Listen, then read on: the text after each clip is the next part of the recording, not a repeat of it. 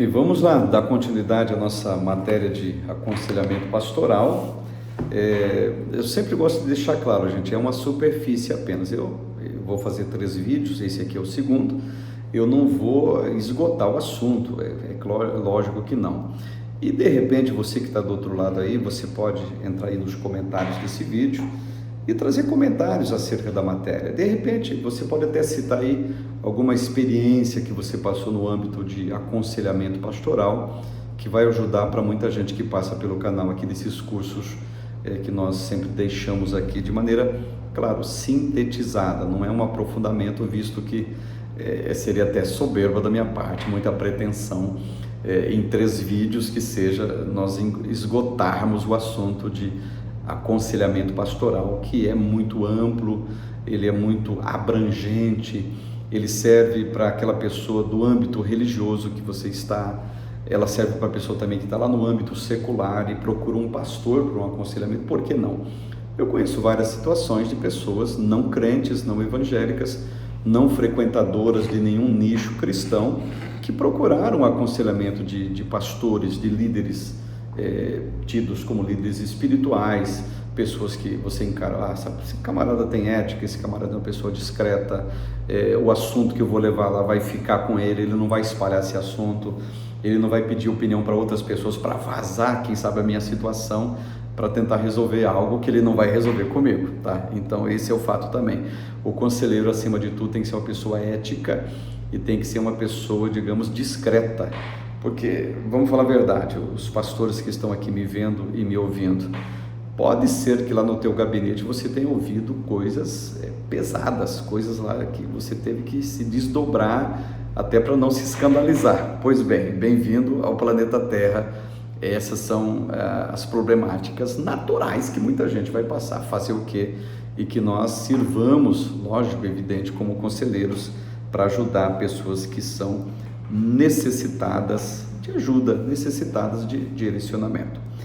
Muito bem, eu quero fazer uma citação também de aconselhamento no Antigo Testamento. Será que tinha aconselhamento na Antiga Aliança? Vamos imaginar isso daqui. Então a palavra de Deus é um todo unitário, orgânico. Sendo um Deus eterno, seus princípios também são eternos. Portanto, o ato de aconselhar, pessoal, está presente já no período do Antigo Testamento, remontando a uma tradição da vida do povo de Deus desde os tempos mais remotos.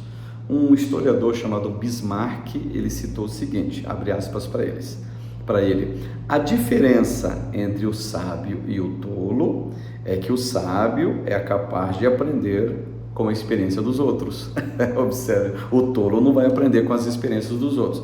O que o Bismarck está dizendo aqui, gente? É que é o seguinte, você, quando escutar a experiência de alguém, você como conselheiro, você está aprendendo.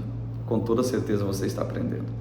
E também o aconselhando, quando você ouvir o que ele está passando e você citar, de repente, uma experiência que você passou no âmbito que ele vai, digamos, está passando também, se ele for sábio, ele vai aprender com a sua experiência. E vice-versa, serve a mesma coisa.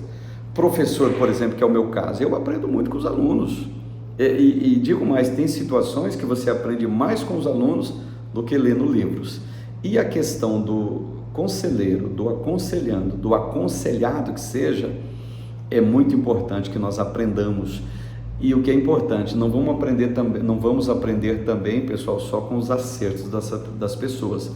Vamos aprender com seus erros também. Vamos aprender com suas dificuldades, vamos aprender com as suas dores. E qual pessoa que não passa dores para contar para alguém, para que ela também possa suportar as dores que eventualmente ela venha a passar no decorrer de sua vida. Nós temos um exemplo no Antigo Testamento, queridos, que é muito emblemático. Se você tem um livro na Bíblia em língua hebraica, Sefer Shemot, livro de Êxodo, capítulo 18, principalmente, do versículo 13 até o versículo 23. Ali nós temos um conselheiro e um aconselhando. Gente, nada mais, nada menos, essa passagem bíblica de Êxodo 18 é o conselho que Ietro, ou Jetro, o conselho que ele está dando para o seu genro Moisés, ou em língua hebraica, o Moshe Rabbeinu. Que conselho é esse? Vocês conhecem muito bem a passagem. O Moisés estava fastiosamente, vou usar esse termo pesado aqui, digamos, assoberbado, atarefado com a multiplicidade da sua função. O Moisés, queridos, vamos imaginar o cenário aqui. Para pensar comigo, um camarada com 80 anos de idade, parando para atender todos os dias quase 3 milhões de pessoas. O que o Jetro vai dizer para ele? A partir do versículo de número 10, versículo de número 13 de Êxodo 18. O Jetro vai chamá-lo e vai dizer, vai estar claro lá no texto, eu vou te aconselhar, Moisés. Ou seja, eu vou te dar direcionamento, eu vou ensinar você a aliviar essa carga. E por que o Jetro está fazendo isso? Porque o Moisés, como muitas pessoas, não consegue enxergar os seus próprios problemas. E Moisés estava ali, gente, com um problema seríssimo. Tanto é que o seu conselheiro, Jetro, chega a dizer para ele o seguinte: você e esse povo contigo vai perecer.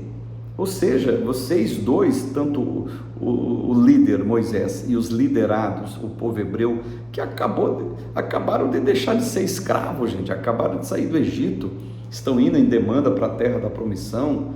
Claro, período de 40 anos, vocês conhecem a história muito bem, mas esse ponto é específico. O Moisés está dizendo o seguinte: não, eu posso fazer tudo, eu sou líder, eu fui chamado por Deus, eu sou preparado, Deus me chamou no Sinai, eu escutei a voz de Deus, eu falo com Deus face a face, cara a cara, como amigo fala com seu amigo, então, portanto, eu vou levar aqui a função na boa, vou levar a função aqui tranquilamente. Mas mesmo esse homem com essas qualidades, incontestável o que Moisés representa, né, gente? Incontestável a importância que ele tem no Antigo Testamento, a importância que o povo judeu delega a ele, nós também delegamos a Moisés. Gente, a envergadura desse líder é uma coisa sem nome, uma coisa inominável, é extraordinário, tá? Mas mesmo ele precisava de um conselho, mesmo ele não estava se enxergando as dificuldades que ele estava trazendo para ele e para o povo. O Jetro toma a iniciativa: olha, eu vou te aconselhar, o que você está fazendo vai acabar matando você e esse povo que está contigo. E nós conhecemos muito bem o conselho que Jetro deu, tá? Ou seja, Moisés, dá uma olhadinha para o teu povo aí, dá uma olhadinha para essa gente que você lidera. No meio deles tem líder de 10, de 50, de 100 e de 1000. E tem mais, Moisés. As causas pequenas, esse povo resolve, porque você está resolvendo picuinha, você está resolvendo causa pequena, tu vai morrer por causa disso. Jetro está dizendo para Moisés. Mas Jetro também está deixando claro o seguinte: você nunca vai perder sua autoridade espiritual pelo fato de você estar delegando funções, direcionando pessoas. As causas mais pesadas, as causas mais difíceis, você vai representar esse povo diante de Deus. Só que as causas, vamos colocar aqui, as causas comuns, esse povo mesmo que resolve.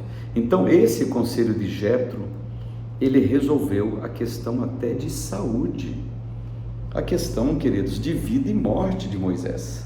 Então, se não fosse o Jetro dar esse conselho para Moisés, qual seria a situação desse líder? Será que Moisés ficaria 40 anos, 4 décadas liderando um povo complicado?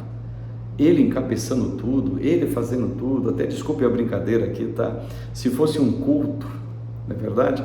O Moisés ia abrir o culto, ele ia fechar o culto também.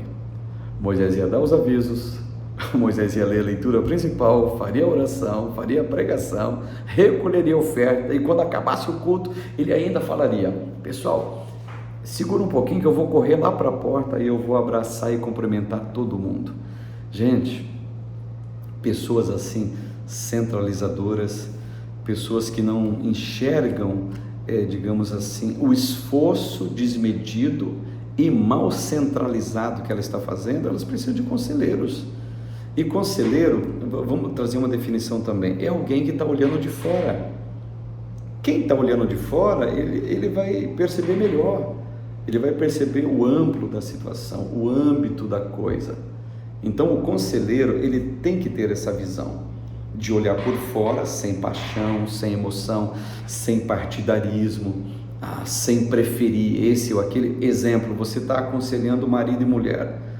Eu me simpatizo pelo irmão aqui, então na hora do meu conselho eu vou arrebentar com a irmã e vou aplaudir o irmão. Não, está errado. O conselheiro tem que ser uma pessoa equilibrada. Ele funciona para ser como uma espécie de mediador. Ele está mediando situações, assim, quando é o caso de aconselhamento de marido e mulher. Nunca deve ter um partidarismo. Eu prefiro ela do que ele, então eu vou puxar mais para o lado dela do que para o lado dele. Não, você vai puxar para o lado certo, o lado correto, para solucionar, se for o caso, problemas de casais. E vocês sabem, pastores, líderes que estão me vendo, o quanto casais nos procuram para serem aconselhados. E é necessário que o conselheiro seja um homem discreto. Você vai ouvir coisas pesadas de casais, não se deve compartilhar com ninguém. Tem muitos casos que você não deve compartilhar. Se for o caso de você estar recebendo um casal sem a presença da sua esposa, por exemplo, o pastor que está me vendo aqui, tem casos que você não deve contar nem para a esposa, nem para sua esposa o que aconteceu, e vice-versa, é a mesma coisa. Claro, numa visita pastoral é bom que sempre se vá ao casal, mas se recebe no gabinete, tome muito cuidado, pastor, você não receber pessoas do sexo oposto, estando sozinho, e vice-versa, a mesma coisa, tá? Para não dar lado e não dar, digamos assim, brechas para o diabo agir. É muito perigoso essas questões, tá? Por isso a maturidade, o preparo, não só intelectual, mas o preparo ético, educacional, teológico, bíblico do conselheiro é de suma importância para que os seus conselhos sejam eficazes. Então, a questão do aconselhamento no período do Antigo Testamento, temos o exemplo clássico de Moisés e Jetro. Livros de Provérbios é um livro de aconselhamento. Livro de Eclesiastes também é um livro de aconselhamento. E nós temos um exemplo bem rápido aqui entre Eli e Samuel. Estão lembrados? Samuel estava ouvindo a voz de Deus, só que ele não decodificava como era a voz de Deus. E o Eli deu aquele conselho interessante para ele. Outro fato interessante, gente, eu acho muito instrutiva e elucidadora uma citação do Joseph Bailey sobre o conselho, que ele dizia o seguinte: lembre-se na escuridão daquilo que você aprendeu na luz. Olha que interessante.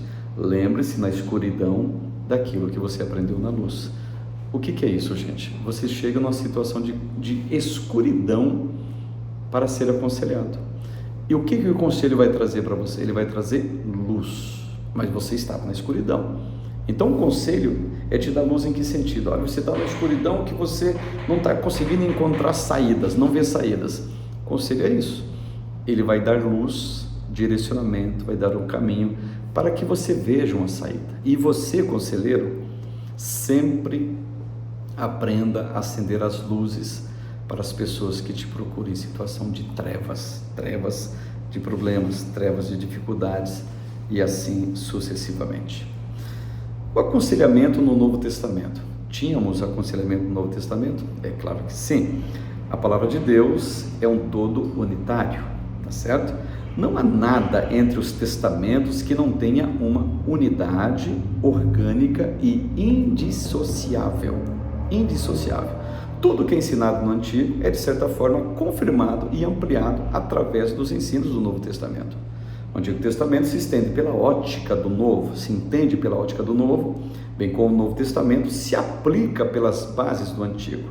Então, no tocante, devido a essa introdução rápida que eu dei, no tocante ao aconselhamento pastoral, entendemos de igual forma todos os exemplos de uma relação de ajuda que víamos lá sendo ensinado no Antigo Testamento.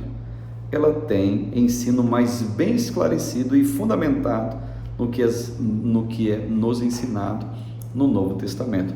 Então, lembrando, existe conselho no Antigo Testamento e existe o conselho no Novo Testamento. Um dos conselhos mais lindos que nós vemos em forma de ordem é a grande comissão de Mateus 28, quando Jesus manda ir e fazer discípulo e ensinar a guardar as coisas que ele tem ordenado. Então, nesse sentido, quando Jesus está citando discipulado, não deixa de ser uma forma de aconselhamento, porque todo discipulador, ele deve ser, antes de tudo, um conselheiro.